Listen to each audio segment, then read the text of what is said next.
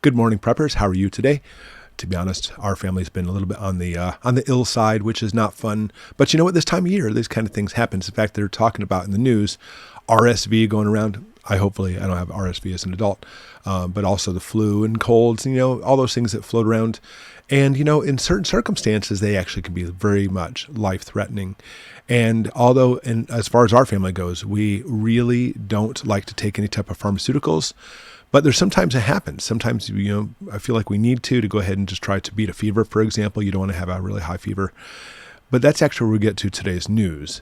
We see a shortage of cold and flu medication, especially when it comes for children, which is, of course, scary and life-threatening.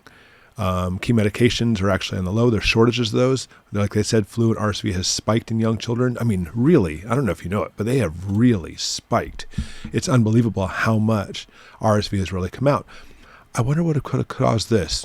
I'll let you let your mind run wild and speculate what's happening there and why that's the case. Spiking in children for RSV. Going through. All right, so here we go. Flu medication in demand. Tamiflu. Now, when it comes to different types of pharmaceuticals, Tamiflu is actually an amazing pharmaceutical for the fact that it's an antiviral drug. And there's not many antiviral drugs out there. A lot of antibiotics, a lot of drugs for whatever you need them for. But antivirals, there's not tons of them, but Tamiflu is pretty amazing. It will actually reduce the amount of viral activity in your body. And therefore, it can easily help you get over a certain virus before the virus basically takes a hold of you. Not to mention we have antibiotics in shortage too. I don't know if you know that. Not all antibiotics, but a lot of them actually come from China. And because of this, we've actually had a decrease in those as well. Over-the-counter medications for children are also facing shortages. And here's what we're talking about. Children's Tylenol and Motrin are in short supply. And that probably, in my opinion, right there is one of the biggest things, because I'm not about pumping my kids full of drugs. I'm not. But you understand, and I'm not going to get into as far as the ramifications of what you would consider to be a high fever, since I'm not a licensed physician anymore.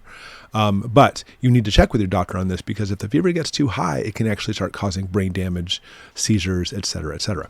So having certain drugs like Tylenol and Motrin for the kids on hand is, in my opinion, is actually a very smart move, but they're in short supply. So if I were you, I would jump down and run to your local pharmacy where you get these drugs at and go ahead and stockpile a whole bunch of them and just keep them on the back burner, just in case you need them for whatever reason, in case your kids start getting sick, because they really could be life-threatening. Okay, thanks for watching, and go ahead and stock up what you need to.